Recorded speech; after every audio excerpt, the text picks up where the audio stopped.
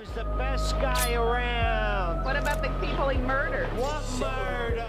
Welcome back to the Hishaku Hideout, a weekly podcast where we talk about the latest chapter and everything Kagurabachi. I'm here with Dice. Yo. And today we're getting to chapter 127. As we see how the flashback ends, we then segue to like the smelting part 2.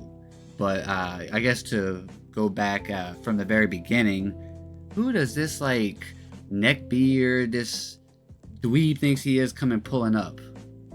Like, look at this low IQ mother. Oof. I'm gonna chill on the curse. I'm trying to not curse as much. But this dude comes up and with a sword that like bully children, and Chiaki's poor thing is the one that gets hurt. Yeah, I mean, since the first page, you know, like we're dealing with a low life here. Like, of course, somebody has to come in and ruin the time these poor kids are having. Yeah, and like this is a continuation from where we left off at, you know, the last, literally where we left off last chapter, you know, and you know Shiba's being a perv, spying on his friends. But hey, shout out to I'm just playing. Shout out to Shiba. Let me not. There's another reason if I were to slander Shiba, I won't, because I'm a reformed, changed man these days. Okay, man. But it wouldn't be this. Shout out to him for being there. He came in clutch. Yeah. I mean, we get like Kunishige's dad's name. What is it? Yamaroku Isa. Yeah, his blacksmith name at least. Yeah, I mean, and we see that like that's the only thing that Kunishige respected about his dad, and this moment also is what kind of like shows that what he thought about earlier, like me being around is only gonna hurt my friends, and then this happens. Like Chiaki just pulled him out of the abyss from those thoughts, and then this dumbass comes with his dad's sword, and then just says like swords are tools for killing, and we're complicit in that nature.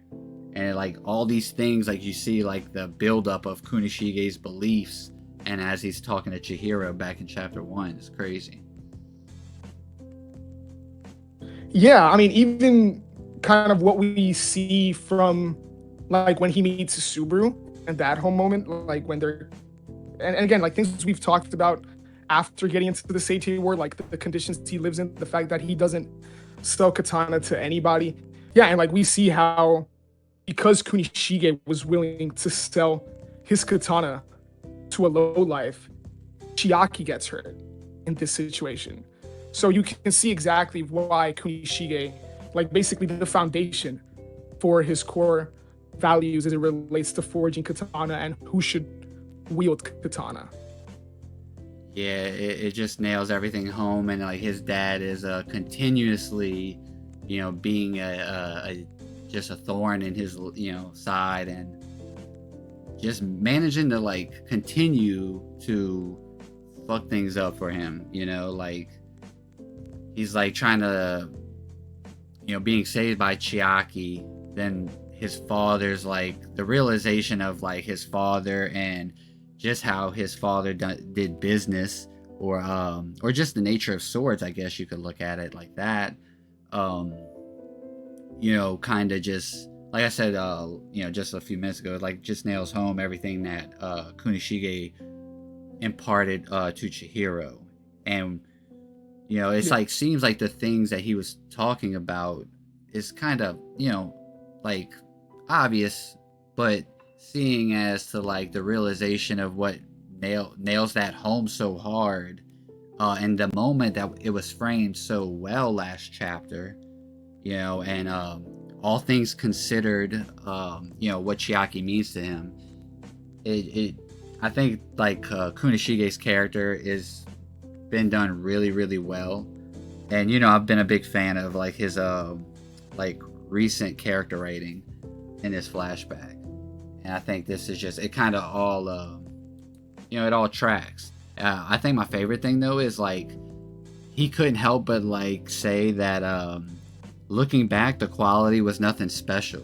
Like, he still had to throw in that, like, sneak diss of his dad's work. Like, all this stuff, da da da da da. Oh yeah, and his swords ain't all that hot either. Yeah, I think it's interesting how it speaks to like bad katana for bad people, and then he talks like his whole thing is like forging good katana for good people, and it's even like when we go back to, I think it was Joji that pressed him on like, you forged over 200 katana, and he's like, nah, they're good katana, chill, like where that's coming from, that he's talking not just about the quality of the katana, but that whoever those katana were to fall like in the hands of, they, if Kunishige has a say, they would be good people. And I think what you bring up is also very interesting. The fact that even after Kunishige's dad is dead and like his presence continues to haunt him and his mother, and even after she's dead, unfortunately, the only part of that Kunishige respected of his father, even that comes back to haunt him. Even like the one part that he had the slightest bit of respect for of his father, like even that comes back to bite him in the ass. So it's yeah, Kunishige just can't like run away from none of this shit. But again, it's really good how it plants the seed for basically the man that we see him become. Right? We haven't seen how he gets there yet, but we've seen the man that ultimately he turns into, and like how you said, how he passes those values on to Chihiro. So this is why I think this is like really good stuff from this chapter. Yeah, and that basically, the flashback within the flashback portion of the chapter basically ends with all these, the realizations of like talking about like that guy was a customer of his dad, and talking about he didn't need to check the inscription. We see Chiaki, poor thing, is bleeding. She's the one that deals with the repercussions of all this. She went to go check on him, and now this is what's to come of it. And which sucks, because like I said, we already talked about, she's the one who saved him. This plays into like his everything that he thought, like, or his like dark thoughts as he was laying on the couch last chapter before Chiaki pulled up on him. It's sad. It does suck to see, like she's the one that's paying for it. Then it's just doubling down on his like worries of him being around and things like that. But other than that ends the flashback within the flashback portion of this, and then we cut back to them crafting or smelting. Now, my big thing last episode was those were Kunishige's thoughts as he was, making the first sword, or as he was like going through the process. And that does seem to be the case, as we see, the next, or a couple pages after we get back to the smelting portion, that he says, "My life finally gains meaning when I risk it for you," talking about Chiaki. Which, yeah, that's powerful. Super well done moment right there. I really like that. And I I'm a big proponent of the Magatsumi was crafted first, and I still think that plays into it, even more so. But that doesn't necessarily have to be the case. But I'll let you, if you want to talk about the, I guess the current state once we do get back to the smelting, the 38-hour thing and all that. Yeah, I was surprised that this chapter, it's smelting part 2, but a lot of what we get is other stuff. Like the previous smelting focused chapter was literally like a whole chapter dedicated to that. And here we do get some, panels of what's going on exactly. And it lays into the tension that's building up, especially because the Masumi pull up. But I thought it was interesting to have that be like the title of the chapter, with just so, how much is going on. But again, Hokuzono manages to not make this feel like it's like these are disjointed or unrelated events. Like you said, Kunishige, the context of Kunishige's backstory plays into so well of why he values Chiaki and ultimately why he's doing what he's doing. The panel that we get, what you just alluded to in terms of Chiaki, my life finally gains meaning when I risk it for you. Like that isn't something that's new to us. We've gotten an idea of how far Kunishige is willing to go to protect Chiaki. This is just him putting it into action, right? But the fact that we get that acknowledgement, and for you as a guy that's pushing that Magatsumi theory, this is exactly what you want to see, right? Like I can't lie that when I read that, I immediately thought of your theory. And I was like, well, like this is exactly what you would want to see. This is exactly the kind of stuff that would play into it. Not that it wouldn't, work if it was Subaru's blade. I think I saw actually Jay's earlier in chat bring up how it would be cool if we see like this whole fight end with Subaru getting his hands on an enchanted blade. That would be pretty cool. How viable is it? I don't know, because of where exactly they are in the process right now. I think it's way too early. But I think the prospect of that would be definitely hype. And yeah, the just that panel itself, like where we see again Kunishige's back and it's a white background, and we get those words, is just powerful because he's putting it into action. He's actually about that. And, it's not just talk, is what I'm saying. Yeah, he's backing it up, and we even knew that like when they first stole the Datanseki and started this, that they're making the necessary precautions that where if there was a reaction and the Datanseki would explode, only that they would lose their lives. So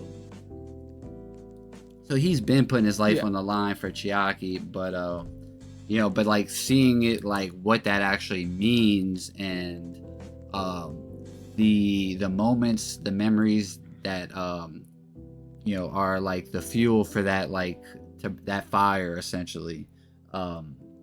It's like that was really well done. I think obviously with the hiatus happening after the first like smelting chapter, can't help that Hokuzono, like we know this chapter is only 15 pages, which is shorter than usual, which I hope that isn't a bad sign for Hokuzono. You know what I mean? But I still think, all things considered, even with the hiatus happening between the first like smelting chapter, that it kind of all worked out pretty well, all things considered. And going back to the actual chapter, we get there's a big boom and an intrusion of the Masumi, and which them like entering with like an explosion, I just thought was funny. I was like, that's kind of like the Datanseki, the thing known for blowing up with spirit energy, like reactions and stuff like that. You're gonna enter with a fucking explosion. Like I would have just took a little bit of Datanseki and just sprinkled a little bit on the outer perimeter. Well, I guess obviously I'm just memeing, but wouldn't it have been funny if they just double blow themselves up, fucking booby trapped them? But no, and Shiba pulls up, looking, comes in with the aura, teleporting in. I like how Subaru always seems to have that, like, he always like smirks, like he looks back and smirks. He's like, hey. Like, he's always like got like a smart ass way about him. Yeah, definitely like a smart ass grin for sure. Yeah, his reactions are always so funny. And you mentioned something about Kunishige's back.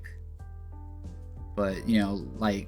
I think the funniest thing about like someone's back in this chapter is when Shiba got poked in the back and got one tapped, literally. We not slandering Shiba, man. No, I was just saying that's what happened in the chapter. I'm not slandering the man. I'm a reformed, changed man. No, yeah, I'm sure. Yeah. But no, like I'm sure. Like the I just thought that was funny. But before that, I did want to say that I skipped over this, is how like Subaru's talking about that they've already made the decision to hand over Chiaki. That's what they want to avoid anything, like they made that decision. They're fine with the baby Hiyuki plan. That's what they're staking everything on. And they say only any sane person would choose that. And it's saying like Subaru and Kunishige, they're like the insane people, like praying for Rokuhiro's success, basically. Yeah, yeah, and I do like the way that like Subaru frames it, but also I just can't help but think like the Kamunabi have really been bums since even before they were the Kamunabi. Like it's just in their DNA. Because the Sorcery Bureau, you can just by the fact that like they're still willing to give up Chiaki, they the way Subaru frames it, they rather put out the fire, okay, rather than let Kunishi get cooked. But in the process, they could very well cause that explosion, right? Um, just to like not let Kunishige cook. And like, yeah, Kunishige is outside of range to hurt civilians. It's not like the Sorcery Bureau would give a fuck about killing or like letting die 3 Masumi operatives. Kunishige, I'm surprised, Subaru is a treasure of Japan. So that's a bit kind of like, because to me, it's just kind of funny how they'd be willing to just go to these lengths to put out the fire and just hand over Chiaki. Let the Datsun Seki go to waste. You know, it's just like at some point it kind of becomes a bit too much. Um, But yeah, and yeah, it's you just funny. talking about the Daitanseki going to waste, like that ass. There's, the Daitanseki is the only way for Japan to close the gap and be able to fight back against the Mikaboshi. So, like we talked about that the deal was they hand back all the Daitanseki and the princess. If they can successfully stop Kunishige and prove like this is all the Daitanseki, they destroyed it all, and smelted it down. We can't use it no more. That might be enough as long as they can still hand over Chiaki to them. Because that's what the king really wants, is that bloodline. He wants to get the prophecy in their bloodline. Yeah. Like you get why they're doing it. It's just Oh, and like, but I just can't help but clown them. Yeah, for sure, because they're like, man, we're gonna have this 6-month-old baby, and that. Just wait. Like that's how they sound, hyping up their plan. They're like betting it all on a baby. Yeah, no, for sure. It's like for sure. They're patting themselves on the back. They're definitely the foundation of their origin is built on fuckboy mechanics. Like just weak chinned. I was about to say like Jello spine, like no spine, no backbone. Like a Jello backbone, but then Jello, in the chat might think I'm taking a shot at him. No. But I mean, that's the counter sorcerer army, the Kabunabi as we know them. And I mean, you know what though? I think they're gonna go through some reform when we get back, because the Kabunabi will now be headed up by Akamura Soga, which we know he ain't gonna take no shit. So it'd be definitely a very different kind of extreme when he takes over. And I just realized, like, I'm looking at the page with Shiba teleporting, they misspelled Hasumi. They put a Z. Yeah, I didn't realize that at I first. noticed that as well. Kagurabachi always be they be fucking up like minor beats like that. You would think they would take care of the IPs that like bode well, like, you know what I mean? You think they would like give them the due diligence of a proper release. Like this JJK thing all over again. But obviously this isn't as bad as JJK. But going to the actual Masumi though, we see the female Masumi member literally backshot one tap Shiba and undo all the sorcery that was healing him from Hiroshima. So now basically his wounds from Hiroshima come rushing back to him. And we know that they beat the goofy out of his ass. So that's a lot of pain to come rushing back. Like he starts just instantly like spitting up blood. And she's serving up something fierce too, by the way. She's looking like, she's serving, man. Like I know you don't like her that much. Dice ain't that big on her. He don't see the hype. I just don't. It's that one big ass eye. Just so, alluring. I don't see it, man. And you know me, I love a bunch of the female characters, probably most of the female She's characters. not Sumi. I will Um, give you that. she's definitely not Sumi. I don't know, man. I don't see it. I mean, the other Masumi guys. I mean, Adrian Brody as a Masumi, and then Moku's like I don't know, eyebrow Moku. That's what we'll call him. Yeah, I mean, I don't know, man. We'll see which one's more of a bum, I guess. And I'll say though, did she have to call Kunishige trash though? Like, we could have just kind of skipped that. Like, she's kind of fucking the game up there. But I'm saying she's talking way too much shit, bro. I didn't like that. I didn't like that. yeah, fair. And like, we know that their objective is to like get rid of the those pipes called Kiro, because they're like essential for the the smelting process. If they can get rid of that, then they basically can no longer feed air into the furnace. So by destroying that, it shouldn't trigger the Datanseki to explode. Yeah, no, for sure. If the Masumi, If they ideally, succeed, if they were not just succeed like, succeed exactly how as planned is what I'm trying to say. Then yeah, but obviously they would expect that there would be some sort of resistance put, which there is. So my whole thing is just like the possibility of an explosion is there. But again, no one's really in range. I can see why they would just be like, oh, we have nothing to lose. The Masumi, they don't care about their life for the when it comes, they're ninjas. Yeah. So for their employer, they put their life on the line, and so they serve their master. Yeah. Like, this is definitely all like how they operate. They're like, yep, we're gonna hire 3 ninja to sacrifice their life to blow up, and that way we could bet it all on baby. Wham wham wham, bitch, I'm little baby. That's Hiyuki said that first, not little baby.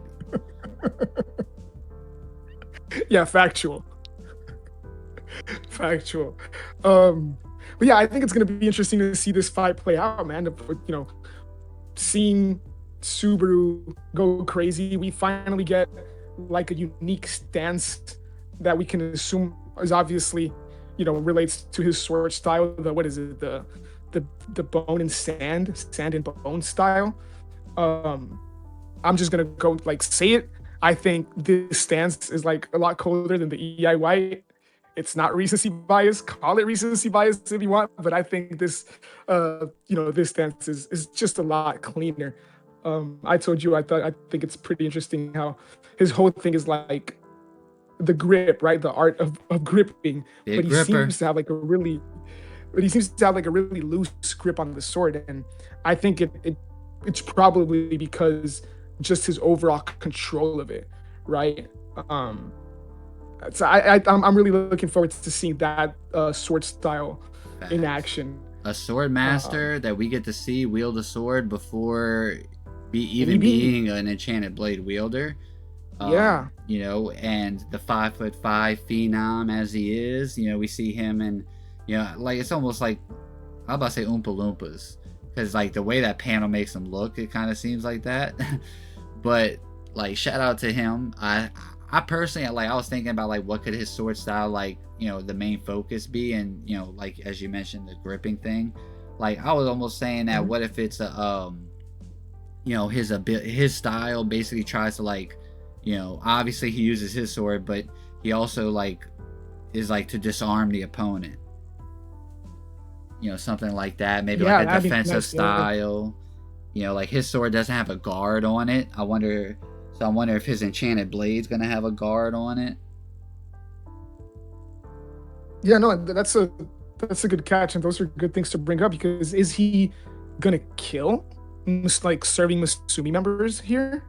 Like, is he willing to go that far? I wouldn't, maybe, you might just be onto something. In fact, of like his style directly related to incapacitating the opponent. That would be interesting to see for sure. Yeah, I think it's like something different, like we know, like in that flashback spread of the them pulling up to Akamura, that he was, up front.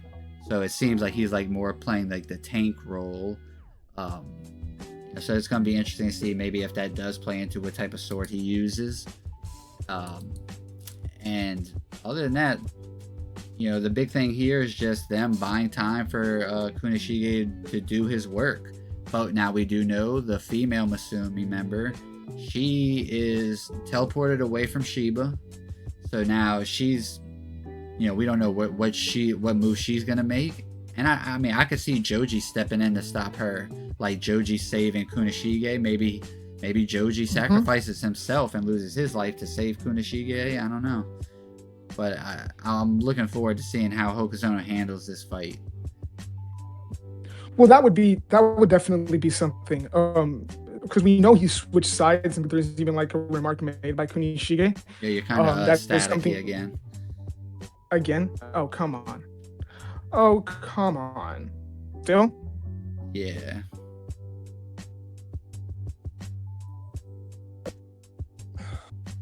Sully says, "Oh, what's good, Polar?" Yeah, Super with the elite farming this chapter. Yeah, the 5'5" Phenom, of course. The Thrag hair. Sully says, it's probably important to note that the Masumi are probably stronger here than in modern day due to the circumstances of the world. Yeah, true. I mean, yeah, that's what I was thinking. Times of war. I mean, well, the war just started, but the fact that they were like in full operation as a clan too back then. Let me know, how do I sound, bro? Still a little choppy, brother. Damn. Egg noodles, fair. Yeah, demon monsters, water and 2 brings up. I wonder when that's gonna come into play.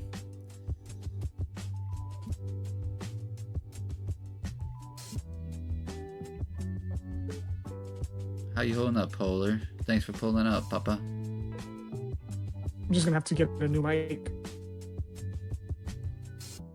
Yeah, maybe. I know you're having issues with the actual. Do I still sound bad? Oh, you sound all right now. Yeah? Yeah. Okay. All right, I'm gonna continue where I left off. All right.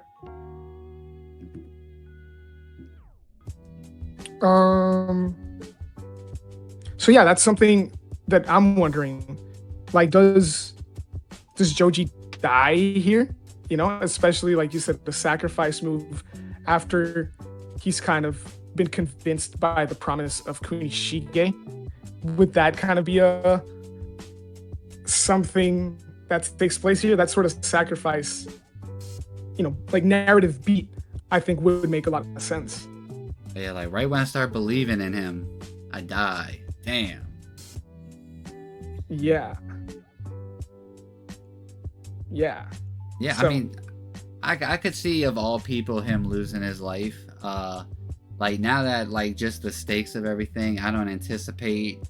Like I know there's like a lot of people out there that the fans want to see come back into the story or see how they were during the wartime. But I don't see there being any more assailants coming after them unless it's more Masumi being sent. Just because, what's the risk here? Blowing up. It's like it makes sense that they would use the Masumi in that way. Oh yeah. But I mean, that's really the chapter. Like Subaru are farming hella hard in the final panel. The fire isn't going out. I mean, obviously we know they succeed. But Joji, I'll take him at his word. Even if we didn't know that it succeeds, like you see Subaru in that last panel, like, oh yeah, I'm taking his word for it. Yeah. Like if he says the fire isn't going out, I trust him, bro. Yeah, I'm about to go start a fire in my backyard almost. Yeah, I don't care if you're the Masumi, Hasumi, bro. It's Subaru and 4. Like, 5 foot Phenom. Let him cook. Hey, 5'5" Phenom. All right, bro. Those 5 inches matter. Sorry. They matter. Yeah. Yeah. Size matters. But I think that'll do it. Really. I mean, you have anything else you want to say before we wrap it up? Well, I'll just say, yeah, and we can talk about this more in our prediction stream. So pull up to that. But yeah, like how does this conflict get resolved here?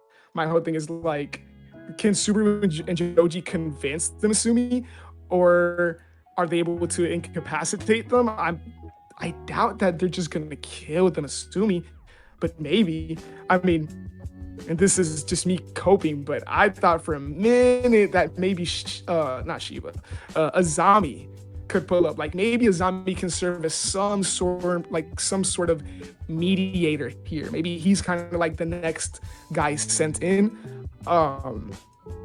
That could just be cope because I've been wanting to see Azami for a minute. If it is yeah, him, that's what I'm looking forward to. I could see him coming in to maybe like heal Shiba enough, or like do his like coin sorcery thing to like help heal him enough to where Shiba can teleport back in to basically save or like pull the Masumi out of there, you know, and basically to where as long as they have that and the Masumi aren't going to be able to get back there as easy, he could teleport them back on Hiroshima, you know.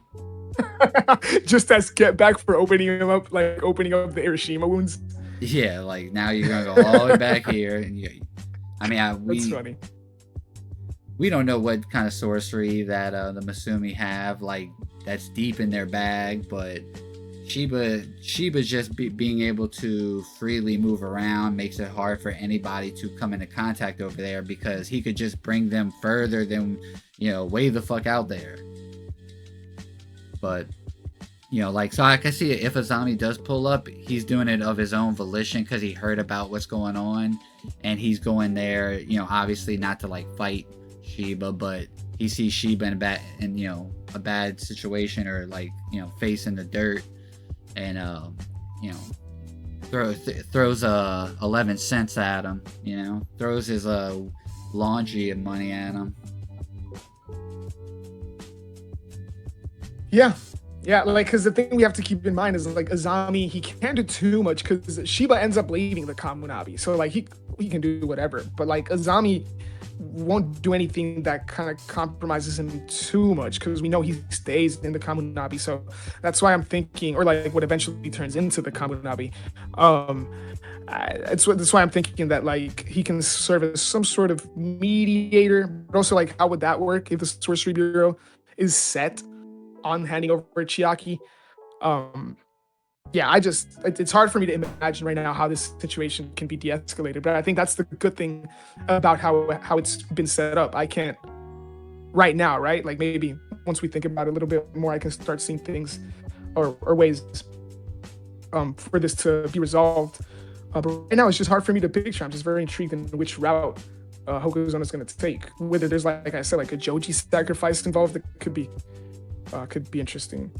Yeah. So yeah. Man. Let me see. Did they mention that there was going to be a chapter next week? I didn't check when I read it. Let's see. It says chapter August 9th. So yeah, we have a chapter next week. Hopefully Hokuzono is getting enough rest, and he is his health is in good and is in is positive right now, because the 15 pages, we'll just have to see, how that goes forward, if that'll be a repeated thing, or if this just this chapter. Yeah, let's hope that's like it was like a preventive measure to avoid like overworking himself, rather than a consequence of him being already overworked. Yeah, so, facts.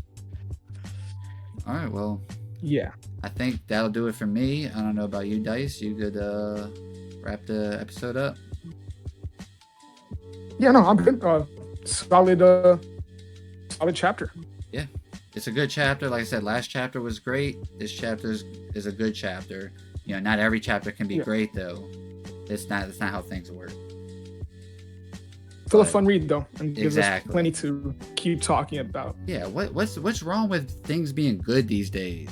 It's like right, like, but nah. No. It's yeah. I want to remind everyone, like the video, subscribe to the channel.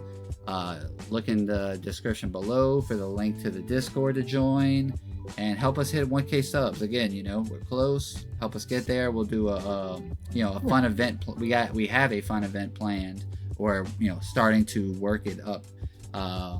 For the 1K sub stream. So help us get there. We Yeah. appreciate everyone. See you on the prediction stream on Tuesday. Peace. Peace.